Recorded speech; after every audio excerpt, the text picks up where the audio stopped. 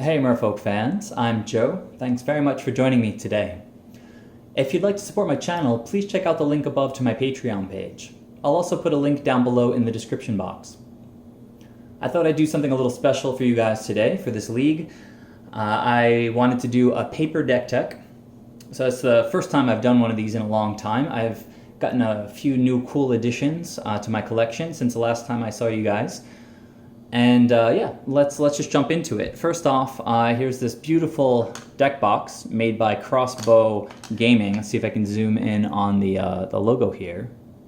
So yeah, it's just a guy named Bo who has a wood shop, and he does a really nice job with the craftsmanship. You can see this one is built out of sort of a dark walnut with these yellow brass clasps and hinges. The bottom is a slightly lighter shade of walnut. I just love being able to store my decks in such a beautiful box. So you can check him out on Etsy. He does really great things. So inside you can see I've got a little dice tray, a few blue and white D6. I don't think anything's changed in the dice tray since the last time I showed you guys my deck, but it's just nice to have here. Everything nice and organized, ready to go. And then inside, you've got a little lip around here for where the dice tray sits, and below that is the main deck 60 with a little divider, and then the sideboard. So let's go ahead and dump those guys out of there. Okay, and just close up the deck box. Put the deck off to the side for the moment. Plop this guy down over here. And let's put the dice tray over here as well. Okay, so I guess the first things I'll start off with will be the creatures. So just get those set up here.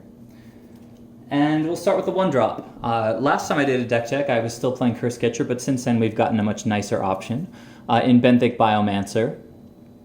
You can see I've chosen to include the Japanese versions here, primarily because he's got such a funky type line. It's actually a Merfolk Mutant Wizard, I think, or something like that. And in Japanese, it barely fits on that line there. And I don't know. I just love when you have kind of a wall of text on a card, how cool it looks in a foreign language. I don't know if I'm the only one who thinks this way, but that's the cool thing about paper Magic cards is you can kind of do whatever you want. Some people like foil. I personally like non-foil. So Benthic Biomancer, pretty recent addition to the deck. And one of the cool things about this card is you can use its adaptability to turn it into a 2/2. That's really important now that Plague Engineer is in the format. Giving all our creatures -1/-1. We really don't want to have our creatures die when a Plague Engineer hits the board if we can avoid it. So Benthic Biomancer, just a 1-drop mono blue Merfolk creature that can be a 2/2. Of course, the adaptability can also increase the quality of the cards in our hand by looting something away, like an extra land. But in particular, extra useful right now that he can turn into a 2/2. So that's Benthic Biomancer. We'll go ahead and put him down over here. After Ben, we've just got the good old Silvergill Adepts. These are the same additions that I showed you guys in the last paper deck tech I did.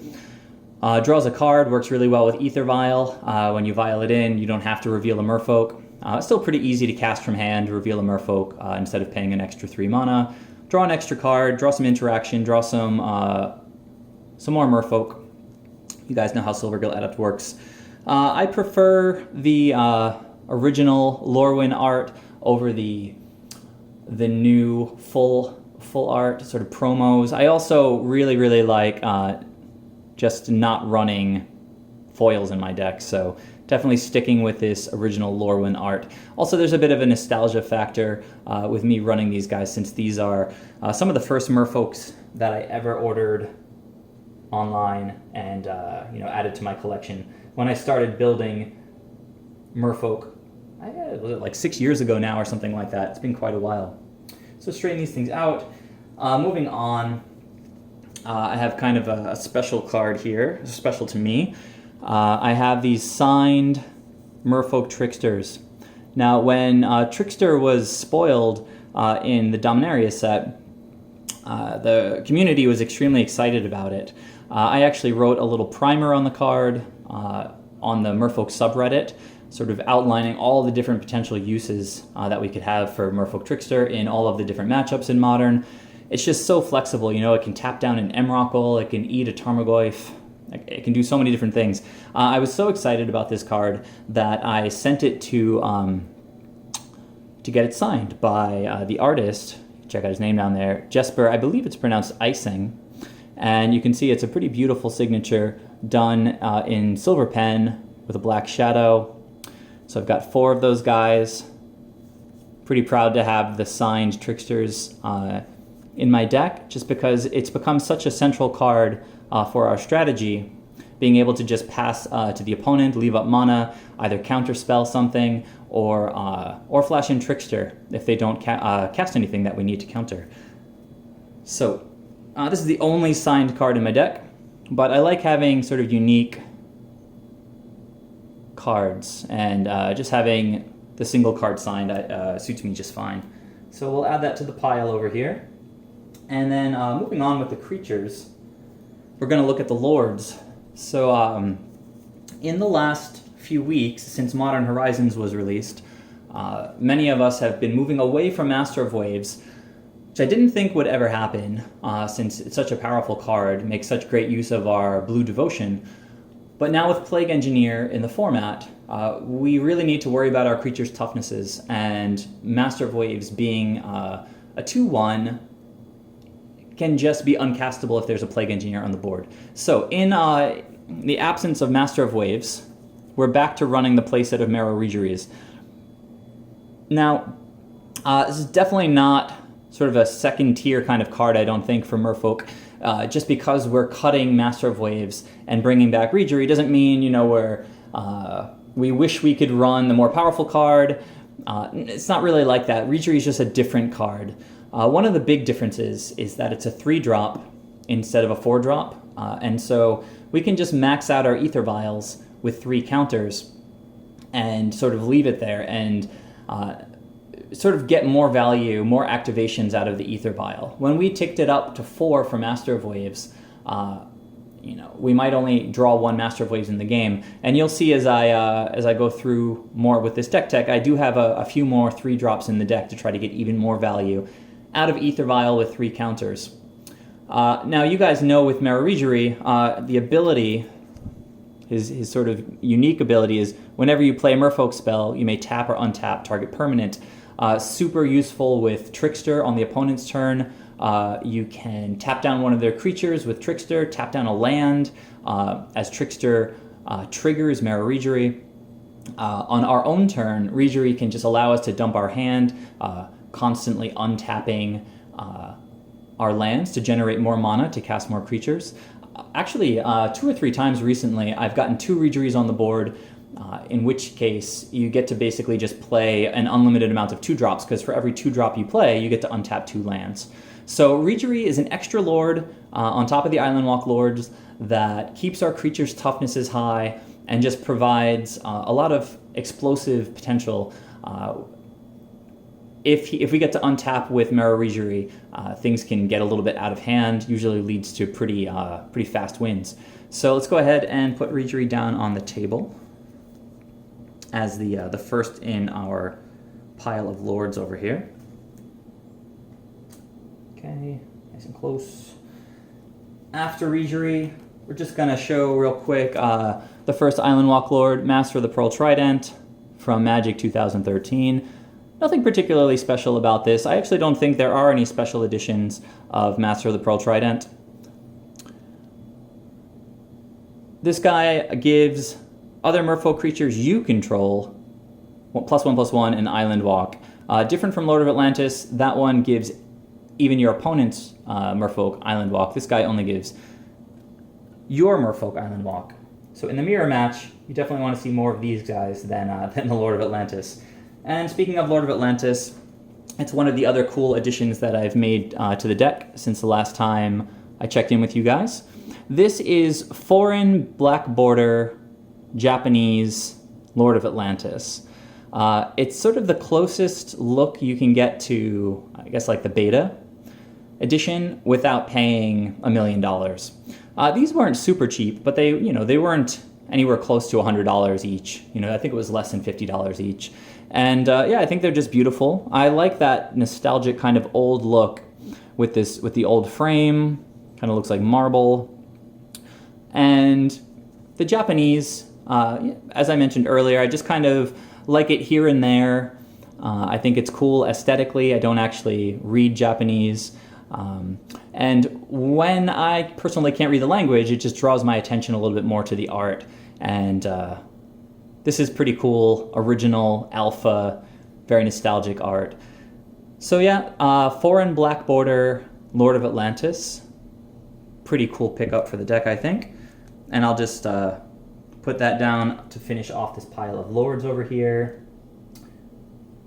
And that brings me to the final creature that I've been running in this list, which is a pair of Thassa, God of the Sea. Thassa is a cool way to make use of our blue devotion when Master of Waves is not in the deck, because we often have 2 or 3 merfolk on the table, and if that's the case and Thassa comes down, she's 5/5 indestructible and can make all our creatures unblockable. She also scries every turn, so it can just generate tons and tons of value. One of the biggest threats in the format right now is Jund, and Thassa is quite excellent against Jund. She's particularly good in this build, which you'll see shortly. I actually run extra Spreading Seas effects in order to provide less disruptible devotion for Thassa. Fewer people run enchantment removal in their main deck, and even in their sideboard, than creature removal. So by getting more Spreading Seas onto the board, we make it more difficult for the opponent to remove the devotion that Thassa has, and make it more likely that she'll be able to turn into a creature and get value in combat that way. You can see that this is also a Japanese Thassa. Again, drawing attention to this beautiful art. A lot of text there, which I think is pretty cool. You can see that number 5 on the top line. That's just for her devotion. She needs 5 devotion to become a creature. And yeah, 5/5. Pretty beautiful in Japanese, I think. I'll go ahead and put Thassa down at the bottom of this creature pile here. And with the creatures out of the way, I can go ahead and move on to the non-creatures. So just let me get those guys ready here. First up, very central to the deck, Aether Vial. It's just dark steel. I love how simple the almost white frame is. You can see there is some artifact kind of gray detail, but it's so washed out. I kind of love that aesthetically. And I mentioned in the old deck tech that I really appreciate that this art actually has sort of a discernible vial in it with this guy pinching this little glass canister. So that's it. 4 dark steel Aether Vials. Go ahead and put that here. After that, we've got a new addition, one of the newest additions from Modern Horizons, Force of Negation. Super duper beautiful art. I love having this in my hand just to look at the art. Also love having it in my hand because power level wise, it's definitely up there. It's one of the strongest cards in our deck, just on a sort of a pure power level point of view. You can cast it for free, which is why it's so strong. Yeah, I mean, I got these cards recently. They were like maybe $25, and I think since then they've shot up to like $40. They're quickly becoming cross-format staples, particularly in Modern. Blue-white controls, definitely running a bunch of these. Other random blue decks, but I hear it's also seeing some play in Legacy. So if you haven't picked these up yet, you might want to think about doing that soon. I don't think the price is going to go down. It's just been going up and up and up. And it's just been a spectacular addition to the Modern mono blue Merfolk deck. It was a little unfortunate, actually it was really unfortunate we didn't get any cool Merfolk in Modern Horizons, but at least we got this really powerful counterspell. And I think mono blue Merfolk is perhaps the best deck suited to take advantage of Force of Negation in Modern. So just add that to this little pile here. Next up is going to be those seas that I talked about earlier. Got the 4 spreading seas, just basic Zendikar. I don't think we have any special editions that we can get with spreading seas. My understanding is that this card is absurdly expensive in foil, even though it was a common, just because we're so far out now from Zendikar that, you know, they've actually, I guess, gotten a bit rarer, and because the demand has increased, and yeah, whatever. I don't know how much it costs, but, you know, $20, $30, $40, something like that, maybe even more. You guys can fill me in on how much spreading seas cost in foil. As you know, I don't really like foil, so no skin off my back. Let's go ahead and slap the spreading seas down there. And on top of spreading seas, I've got these 3 seas claims. Like spreading seas, it also turns an enchanted land into an island. And that's the effect we're going for, not just to gain island walk, but also to hurt our opponent's mana development. Against a deck like Jund, which again is sort of a big threat in the format right now, they run red, black, and green. If we hit a Stomping Ground, we take them off their red and green at the same time. Establish Devotion for Thassa, try to pull ahead in the game. So this is seas, basically spreading seas 5, 6, and 7. And you can see the art is pretty sweet. It's from an older set. This guy's having a blast. Bringing that water into the desert. I love this corny old art. It's the best. My vengeance will drown my enemies as my storms drown the desert. Good old Ixidor, Reality Sculptor. So I think that symbol is Onslaught. Definitely love this old crazy art. And I love having these 7 seas in the deck. I actually call it the 7 seas variant of Merfolk, to combo with Thassa. If she's already got her Devotion online and we don't need any more spreading seas, her Scry effect can let us pitch these extra spreading seas effects. Similar with Force of Negation, if our hand is not sort of perfectly balanced, we can cast Force of Negation, pitch one of these extra cards we don't need. Like if we're not playing against a creature deck, maybe Merfolk Trickster can get pitched to Force of Negation, Thassa can scry it away, Benthic Biomancer can loot the card that we don't need away. So we've got a lot of card draw and card selection in the deck right now, and that's kind of a cool place to be. It's definitely moved in that direction since the last time I did this paper deck tech with you guys. I think next up I'm going to do the sideboard and then finish up with the mana base. So I kind of like the balance of my sideboard right now. It's 3 sets of 3 and then 3 sets of 2. Starting off, we've got Phyrexian Revoker. This is a kind of a recent addition to Merfolk sideboards, but it's a pretty brilliant one.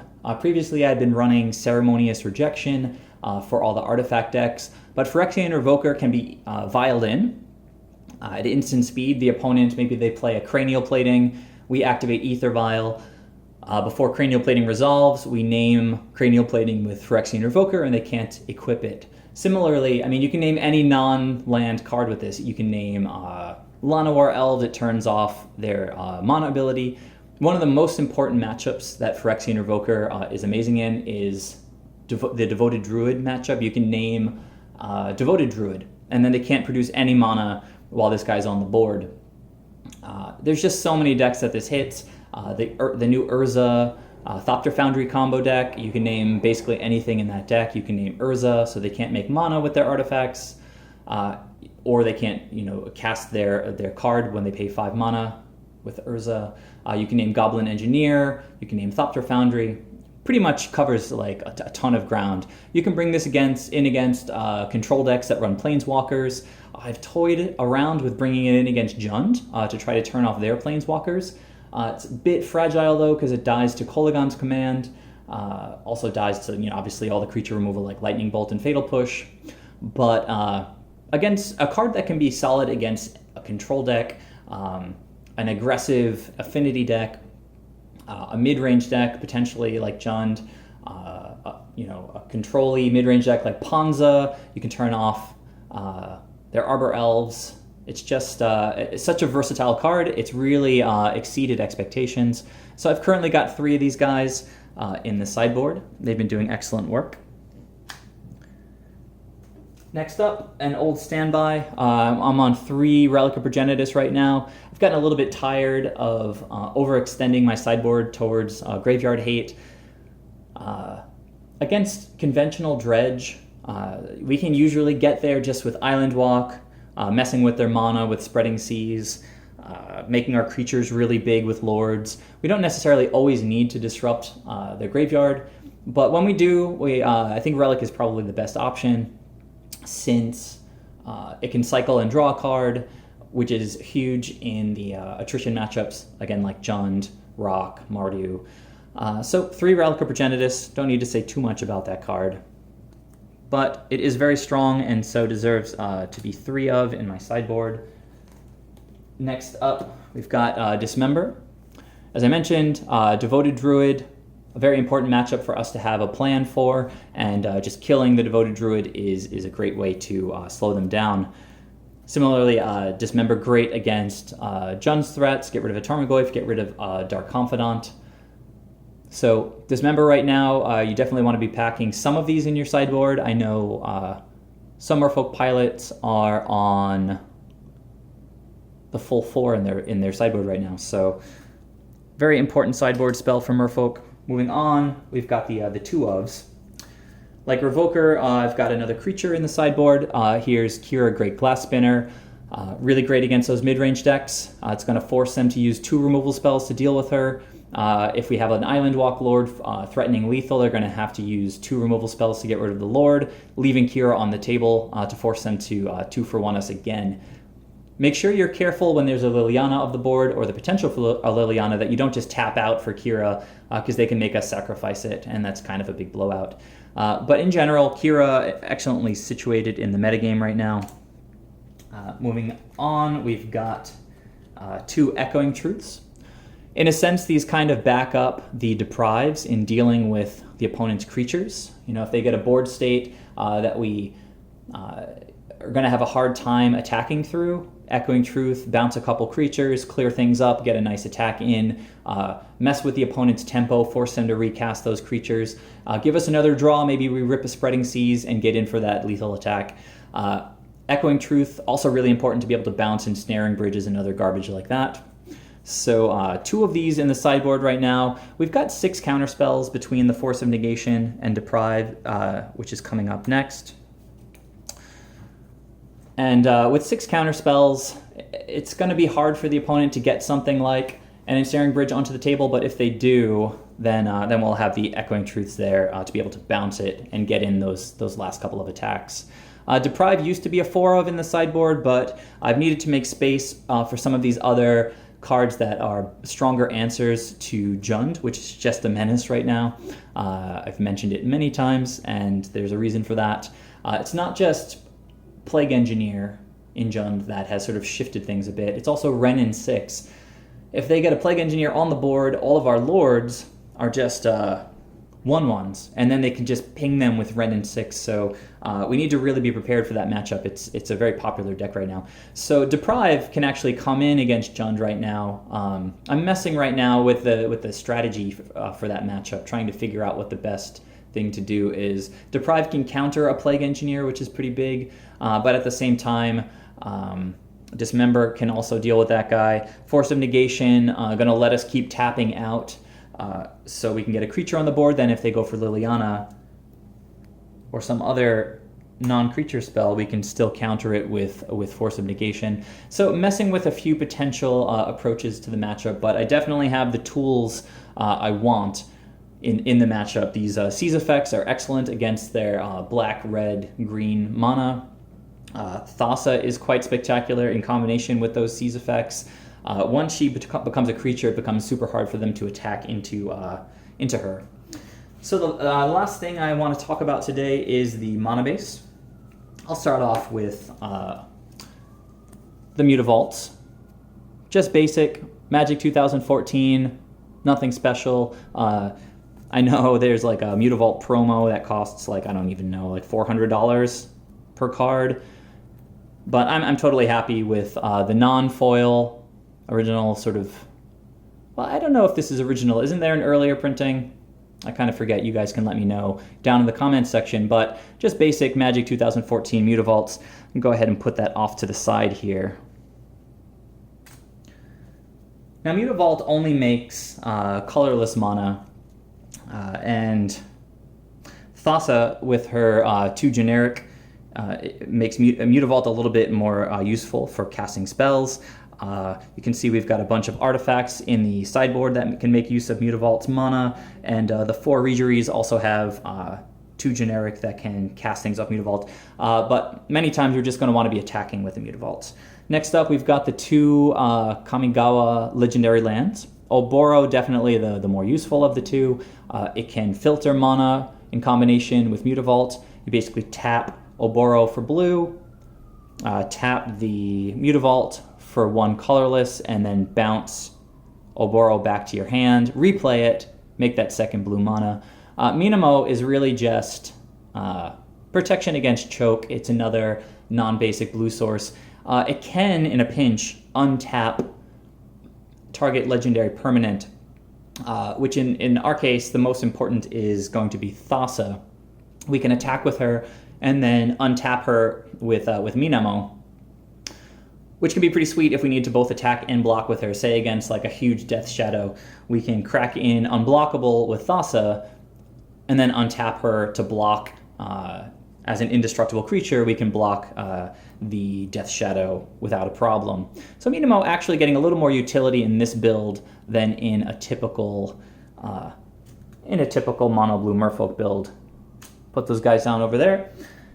Next up, we're going to have another one of the most recent additions in Waterlogged Grove. You can see I have 3 of these guys. They're going to make green or blue. Clearly, I only care about the blue part. But like Horizon Canopy before it, we can pay 1 generic, tap this, sacrifice it, and draw a card. Huge in those long matchups like mid-range control. We don't want to draw so many lands. Later in the game, if we draw this, we can just turn it into another card, hopefully draw into another creature, attack for lethal, etc.